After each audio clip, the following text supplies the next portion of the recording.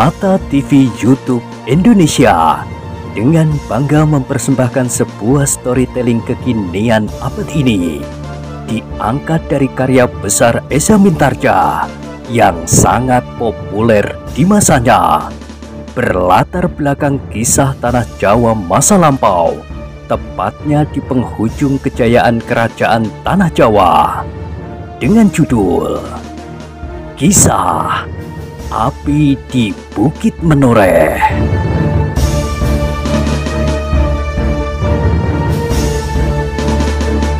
Pada kesempatan yang sangat baik ini, kita masuk pada episode yang ke-405. Selamat menikmati.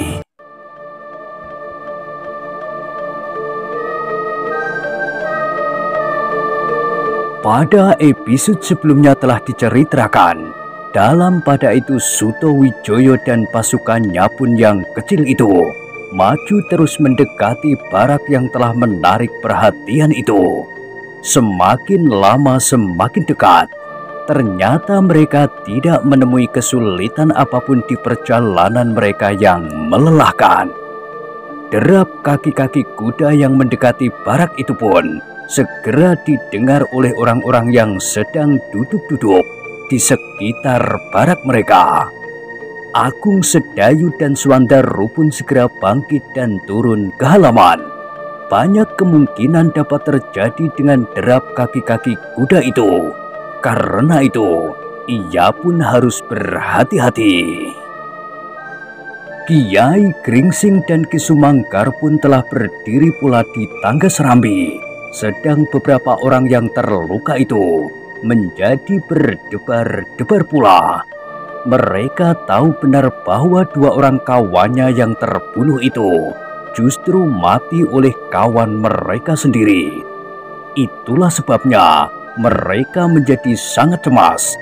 Siapapun yang datang, ia cemas kalau yang datang itu para pengawal dari Mataram, karena mereka akan segera diserahkan untuk mendapatkan hukuman.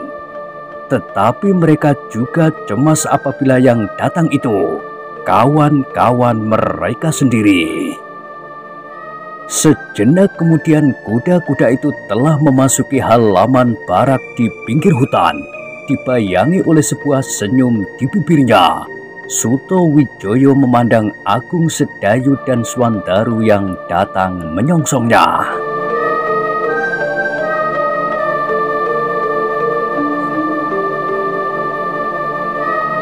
Aku sudah menduga. Kata-kata itulah yang pertama-tama diucapkan oleh Suto Wijoyo. Tetapi anak muda yang masih di atas punggung kuda itu mengerutkan keningnya ketika ia melihat Agung Sedayu dan Swandaru membungkukkan badannya dalam-dalam sambil berkata, "Kami di sini semuanya mengucapkan selamat datang. Meskipun kami belum mengetahui siapakah Tuan, tetapi kami pasti bahwa Tuan adalah salah seorang pemimpin dari tanah Mataram yang sedang dibuka ini." Pengawal yang berkuda di paling depan sudah meloncat dari kudanya. Ia tidak sempat memikirkan kenapa Suto Wijoyo berkata bahwa ia sudah menduga. Yang datang adalah putranya Ki Gede Pemanahan, Raden Suto Wijoyo yang bergelar Mas Ngabe Loreng Pasar. Berkata pengawas itu kepada Agung Sedayu dan Swandaru. Hormat kami berdua bagi Raden Suto Wijoyo. Berkata Agung Sedayu dan Swandaru hampir berbareng. Suto Wijoyo menarik nafas dalam-dalam. Di dalam hati ia menggerutu. Anak-anak ini sudah kejangkitan penyakit gurunya. Tetapi Suto Wijoyo hanya mengangguk-anggukkan kepalanya saja. Bahkan tiba-tiba ia bertanya, "Di mana ayahmu?" Agung Sedayu mengerutkan keningnya, namun ia tersenyum kecil. Ternyata Suto Wijoyo mengerti bahwa ia tidak ingin segera menyebut nama Agung Sedayu.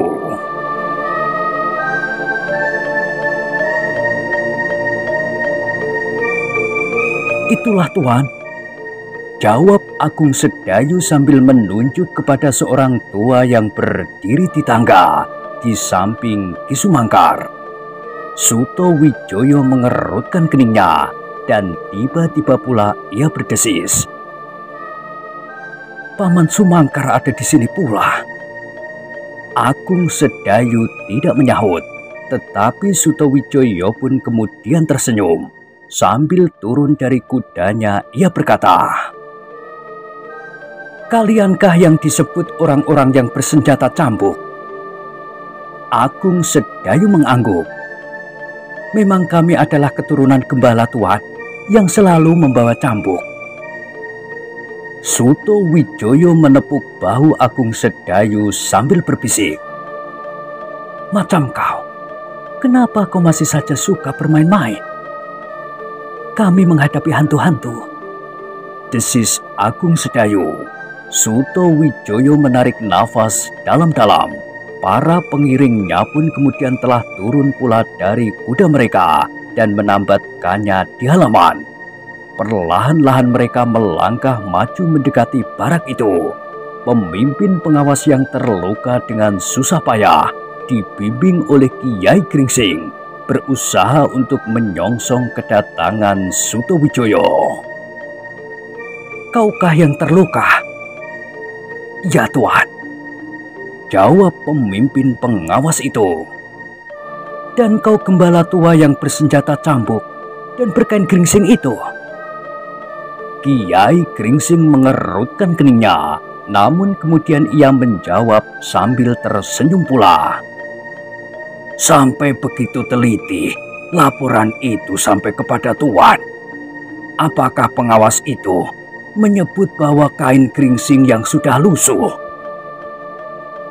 Suto Wijoyo tertawa, tetapi pengawas yang berdiri di belakangnya yang membawa laporan kepada putra pemanahan itu menjadi terheran-heran. Ia sama sekali tidak menyebutkan pakaian orang tua itu, apalagi menyebutkan berkain geringsing. Ia hanya mengatakan bahwa gembala itu bersama dua anaknya bersenjata cambuk. "Inilah tempat yang ada," berkata pemimpin pengawas yang terluka itu. "Kami tidak dapat mempersilahkan pada tempat yang lebih baik." Suto Wijoyo memandang pemimpin pengawas itu sejenak. Lalu katanya, "Agaknya lukamu cukup parah. Beristirahatlah. Jangan kau risaukan tempat untuk rombongan kami. Kami adalah sama-sama prajurit dan pengawal tanah yang baru dibuka ini. Kami harus menyesuaikan diri di dalam segala keadaan." Pemimpin pengawas itu menganggukkan kepalanya. "Aku ingin mendengar berita tentang daerah ini. Biarlah kawanmu yang kemarin datang ke Mataram bercerita tentang perjalanannya yang sangat berat, sehingga salah seorang dari mereka telah menjadi korban." Pemimpin pengawas itu terkejut. Suto Wijoyo berpaling kepada pengawas yang datang kepadanya sambil berkata, "Nanti kau ceritakan perjalananmu dan Wonokerti kepadanya. Sekarang aku ingin mendengar laporannya tentang daerah ini." Pemimpin pengawas itu termangu-mangu sejenak. Lalu katanya, "Tetapi kami ingin mempersilahkan Tuan duduk sejenak." Suto Wijoyo mengangguk-anggukkan kepalanya. Ia pun kemudian berjalan ke serambi barak bersama pemimpin pengawas itu, Kiai Gringsing, Agung Sedayu, Swandaru, dan Ki Sumangkar. "Apakah kau juga seorang gembala?" bertanya Suto Wijoyo kepada Ki Sumangkar sambil tertawa. "Jika kau juga seorang gembala, tunjukkan cambukmu kepadaku." Ki Sumangkar tersenyum sambil membungkukkan badannya. Ia berkata, "Yang aku gembalakan bukan domba Tuan, tetapi diriku sendiri." Suto Wijoyo pun tertawa pula. Ternyata sikap Suto Wijoyo kepada keempat orang itu membuat pemimpin pengawas dan para pengawas yang lain menjadi heran. Bahkan orang-orang yang kemudian berkerumun di bawah tangga Serambi pun menjadi heran pula. Tetapi mereka tidak bertanya apapun tentang mereka. Tetapi ketika mata Sutowijoyo menyentuh orang-orang yang terbaring di ujung Serambi itu pun, ia mengerutkan keningnya. Dan sebelum ia berkata sesuatu, pemimpin pengawas itu sudah mendahulunya. Itulah yang akan aku laporkan kepada Tuan. Sutowijoyo mengangguk-anggukkan kepalanya. Ia pun kemudian duduk di Serambi itu, di atas tikar yang sudah kumal, sedang para pengiringnya tetap berada di halaman. Sejenak Sutowijoyo masih memandangi orang-orang yang terbaring di ujung Serambi itu, sedang orang-orang yang terluka itu pun menjadi semakin cemas karenanya. Yang datang ternyata adalah pemimpin tertinggi dari Mataram. Beberapa di antara mereka yang sudah dapat duduk bersandar dinding, tiba-tiba telah membaringkan dirinya pula di samping kawan-kawannya. Itulah hantu-hantu alas Mentaok yang kamanungsan, Tuan, berkata Kiai Gringsing. Sutowijoyo mengangguk-anggukkan kepalanya. Katanya, hantu-hantu yang malang, apakah mereka kehilangan kesaktian mereka untuk melenyapkan diri? Hantu-hantu yang sudah terlanjur tersentuh tangan manusia tidak akan dapat melenyapkan dirinya lagi. Itulah sebabnya aku katakan kepada Tuan, mereka adalah hantu yang kamanungsan. Apalagi sesudah matahari terbit, mereka tidak akan berdaya sama sekali. Sutowijoyo mengangguk-anggukkan kepalanya. Apakah mereka sudah dapat diajak berbicara dengan bahasa manusia? Oh, tentu Tuan. Tetapi luka-luka mereka kadang-kadang masih mengganggu.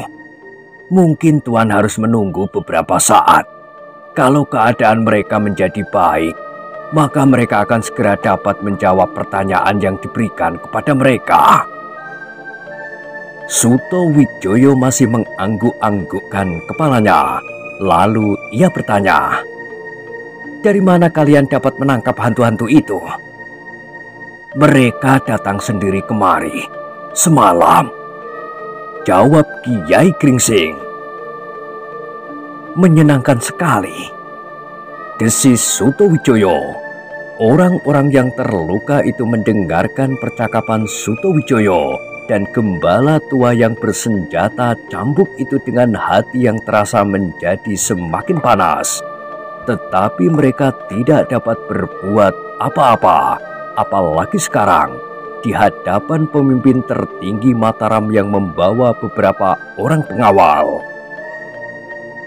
Kiai Gringsing pun kemudian berkata kepada pemimpin pengawas itu, kaulah yang berkewajiban untuk menyampaikan laporan tentang keadaan di daerah ini. Ya, akulah yang berkewajiban. Tetapi ia kemudian berkata kepada Sutowijoyo, tetapi maaf Tuan, ternyata Ki Trunopodang lebih banyak mengetahui keadaan di daerah ini daripada aku. Apalagi setelah aku terluka. Karena itu apabila Tuan tidak berkeberatan, biarlah Ki Trunopodang sajalah yang memberikan laporan tentang daerah ini atas namaku. Oh, jadi orang inilah yang bernama Trunopodang.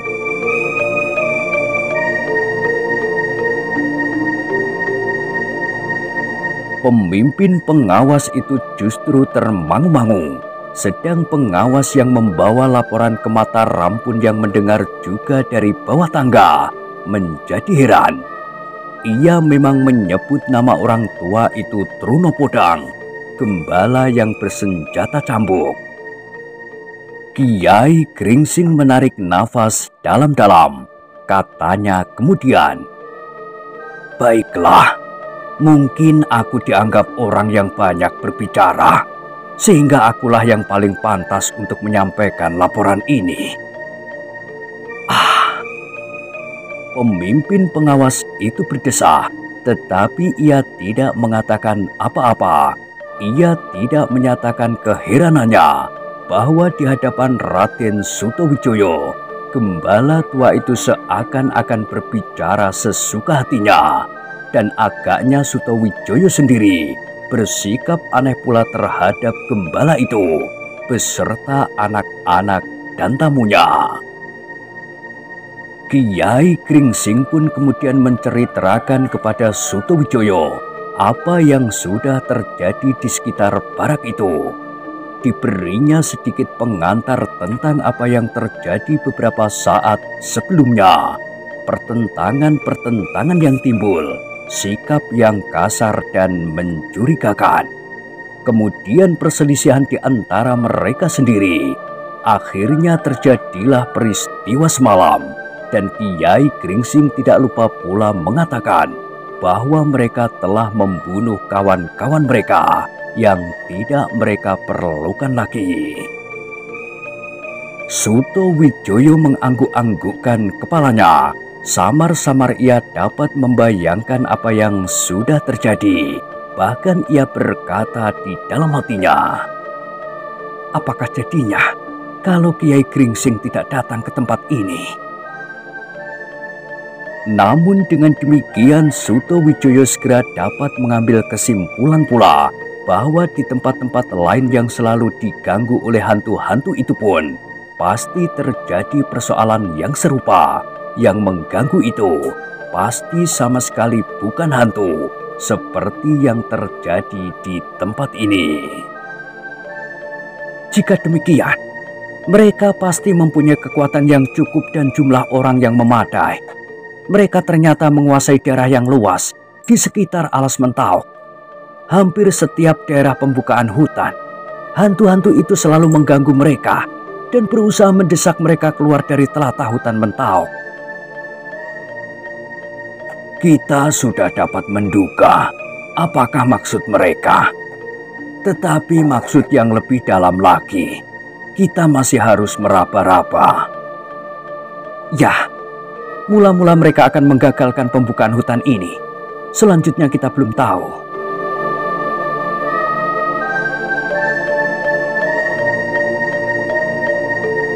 Kiai Gringsing mengangguk-anggukkan kepalanya. Kemudian katanya, kita mempunyai beberapa orang tawanan. Kita akan segera dapat bertanya kepada mereka apabila keadaan mereka berangsur baik. Ya, tetapi apakah peristiwa ini tidak akan mempengaruhi sikap mereka di daerah-daerah yang lain? Memang mungkin, tetapi aku kira mereka sedang memusatkan perhatian mereka di tempat ini, di tempat yang mereka anggap tidak menguntungkan dan berbahaya. Sutawijaya mengerutkan keningnya. Sebagai seorang pemimpin, ia tidak membatasi sudut pandangannya sekedar daerah yang sedang dihadapinya. Tetapi Sutawijaya mulai membuat gambaran apa yang dapat terjadi di daerah-daerah lain. Mungkin pembalasan dendam, mungkin pelepasan sakit hati atau semacam itu. Bahkan di beberapa tempat yang masih belum mendengar peristiwa ini, pasti masih selalu dibayangi oleh ketakutan karena hantu-hantu Alas Mentawai. Tetapi agaknya hantu-hantu itu kini memang justru sedang menyoroti daerah yang mereka anggap sebagai pintu gerbang dari kegagalan mereka. Meskipun mereka dapat berbuat banyak di daerah lain, namun dari daerah ini pasti akan tersebar berita tentang peristiwa yang telah terjadi di sini. Sementara itu, Sutawijaya masih merenungi daerah yang sedang dibinanya, Mataram, daerah yang sedang dikembangkannya menjadi suatu negeri yang ramai. Namun kini ia harus menghadapi rintangan yang cukup berat baginya.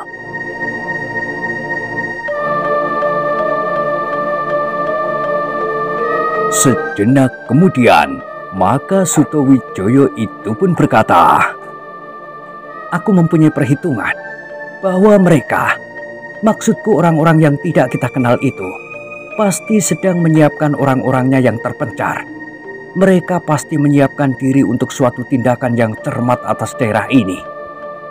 Mereka harus dapat menyembunyikan kekalahan mereka serapat-rapatnya, supaya mereka masih mempunyai lapangan yang luas untuk membuat rencana-rencana baru bagi daerah-daerah yang lain." Kiai Gringsing mengangguk-anggukkan kepalanya. "Iya," jawab orang tua itu. "Beberapa dari orang-orang mereka itu tertawan di sini. Mereka pasti mempunyai rencana untuk kita, mengambil mereka, atau membinasakan mereka sama sekali." Kiai Gringsing berhenti sejenak, lalu katanya, "Bahkan mungkin ia akan berbuat lebih jauh lagi di sini." Suto Wijoyo mengerutkan keningnya. Dipandanginya halaman yang terhampar di depan barak itu, kemudian pepohonan yang jarang, dikelilingi oleh pagar yang lemah. Di muka barak itu sebuah jalan menghubungkan regol halaman ini dengan gardu pengawas yang kosong. Sedang ujung lain adalah barak yang sebuah lagi. "Untuk sementara, kita hanya dapat bertahan," berkata Suto Wijoyo. "Aku tidak memperhitungkan sampai sejauh ini ketika aku belum melihat keadaan terakhir. Sedang para pengawas yang datang ke Mataram itu pun masih belum dapat mengatakannya, karena hal itu terjadi setelah mereka meninggalkan tempat ini." Kiai Gringsing mengangguk-anggukkan kepalanya. "Apakah ada di antara mereka yang sudah dapat diajak berbicara?" bertanya Suto Wijoyo. Kiai Gringsing mengangguk. "Ada 2 atau 3 orang yang meskipun tidak terlalu banyak dapat dimintakan keterangan kepada mereka. Aku ingin berbicara dengan mereka sedikit saja." "Silahkan." Sementara orang-orang di dalam barak itu menyediakan minuman panas untuk Suto Wijoyo dan pengiringnya, Suto Wijoyo sendiri bangkit berdiri diikuti oleh Kiai Gringsing mendekati orang-orang yang terluka. Orang yang berdahi lebar itulah yang agaknya dapat dibawa berbicara. Meskipun tidak terlampau banyak, lukanya tidak begitu parah. Bahkan ia sudah dapat duduk bersandar dinding.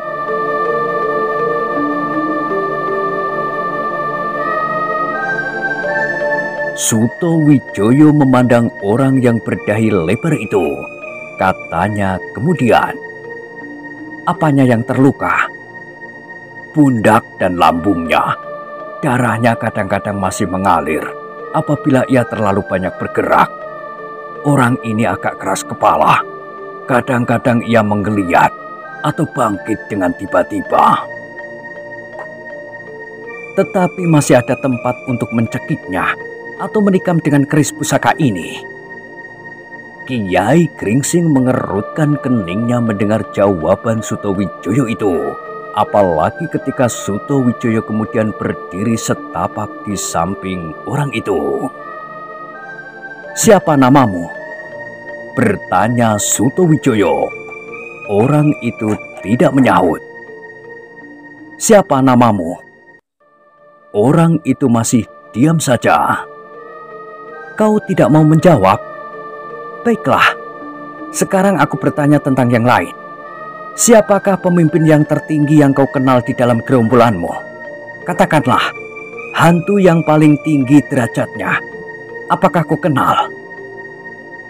Orang itu tidak menyahut. "Dan berapa orang yang ada di dalam lingkunganmu, seluruhnya yang tersebar di hutan ini?" Orang itu sama sekali tidak menjawab. Tetapi orang yang berdahi lebar itu, bahkan kawannya yang berbaring di sekitarnya, terkejut ketika tiba-tiba saja Suto Wijoyo tertawa.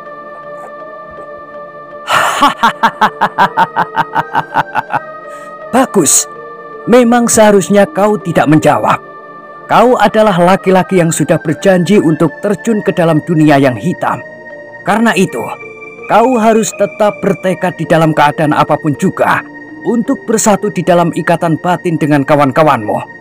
Meskipun kadang-kadang pemimpinmu sendiri kurang mempercayaimu, terbukti ada di antara kawan-kawanmu yang mati terbunuh oleh pemimpin-pemimpinmu sendiri, pemimpin-pemimpin kecil. Suto Wijoyo berhenti sejenak, lalu katanya, "Nah, sebelum kau dibunuh oleh kawan-kawanmu sendiri, kau harus menunjukku bahwa kau adalah seorang laki-laki. Ketahuilah bahwa pada suatu saat, kalian akan kami tempatkan di halaman ini sambil mengikat kalian pada tiang-tiang. Kalian akan menjadi sasaran latihan memanah yang baik sekali bagi kawan-kawan kalian yang bersembunyi di balik gerumbul-gerumbul liar di sekitar Banjar ini. Kalau mereka tidak pandai memanah, maka mereka akan merayap dengan diam-diam mendekati kalian di malam hari dan menikam dada kalian dengan keris atau dengan tombak. Apakah kalian mengerti?"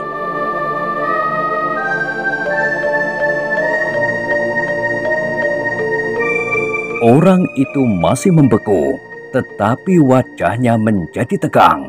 Bahkan kawan-kawannya yang lain yang terluka parah pun menjadi semakin kecut. "Tetapi sebelum itu, kami akan berusaha memeras keterangan dari kalian dengan segala cara. Kami tahu bahwa kalian adalah orang-orang jantan yang tidak akan membuka mulut kalian. Karena itulah, maka kami akan memperlakukan kalian sebagai laki-laki jantan. Kami akan menyiksa kalian dengan cara yang paling kejam yang pernah disebut oleh manusia beradab." Kata-kata Suto Wijoyo itu benar-benar telah mengejutkan orang-orang yang mendengarnya. Bukan saja orang-orang yang sedang terluka, yang terbaring sebagai tawanan, tetapi juga orang-orang di barak itu. Bahkan Kiai Gringsing dan kedua muridnya, serta Ki Sumangkar pun menjadi heran pula. Apakah kemarahan Raden Suto Wijoyo benar-benar telah sampai di puncak ubun-ubunnya, sehingga ia akan memperlakukan orang-orang yang sudah tidak berdaya itu sedemikian kejamnya? Pertanyaan itu timbul di setiap dada. Namun demikian ada juga orang-orang yang berkata di dalam hati, "Nah, ternyata putra Ki Gede Pemanahan pun memperlakukan demikian. Kenapa orang tua dan kedua anak-anaknya itu telah mencegah kami? Seandainya Raden Suto Wijoyo itu ada di sini, aku kira kita akan dapat melakukannya. Meskipun harus membiarkan 2 atau 3 di antaranya tetap hidup untuk memberikan keterangan-keterangan yang diperlukan."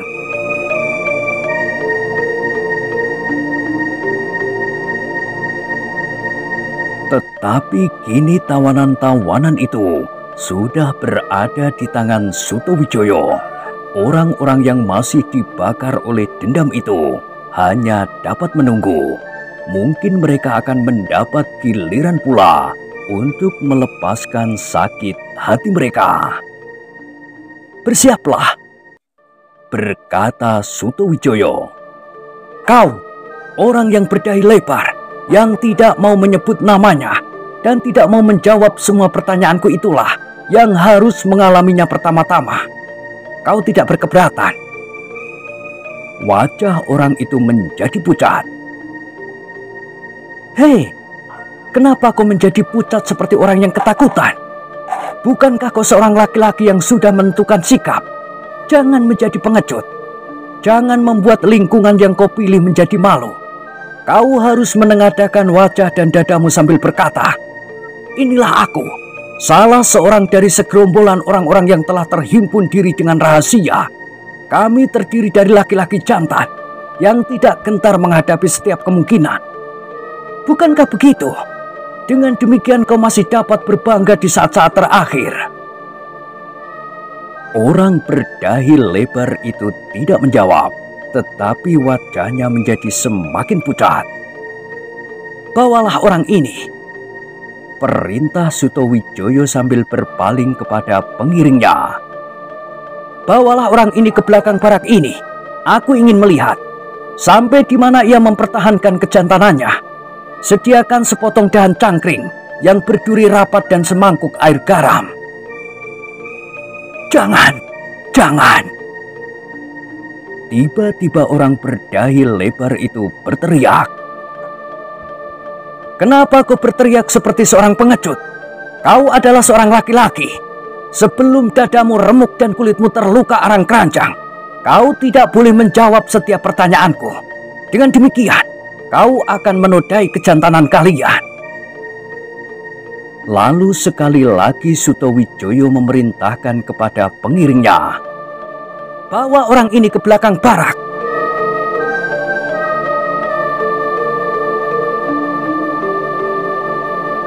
Ketika beberapa orang naik ke serambi, orang itu tiba-tiba bangkit berdiri. Dengan sisa tenaganya ia ingin meloncat dan berlari. Tetapi ternyata Sutowijoyo benar-benar tangkas. Dengan cepatnya ia menangkap lengan orang itu dan menariknya. "Kau mau lari?" "Ampun!" teriaknya. Lukanya tiba-tiba terasa menjadi demikian sakitnya, disertai dengan perasaan takut yang luar biasa. "Jangan meronta-ronta seperti anak-anak," berkata Sutowijoyo. "Lukamu akan berdarah lagi." "Jangan, jangan!" Orang itu masih tetap meronta ketika dua orang pengawal memegang lengannya dan membawanya turun dari serambi. "Jagalah luka-lukamu. Kenapa kau tiba-tiba saja menjadi seorang pengecut?" Orang itu tidak sempat menjawab. Ia masih saja berteriak dan meronta-ronta. Tetapi kedua pengawal itu membawanya langsung ke belakang serambi.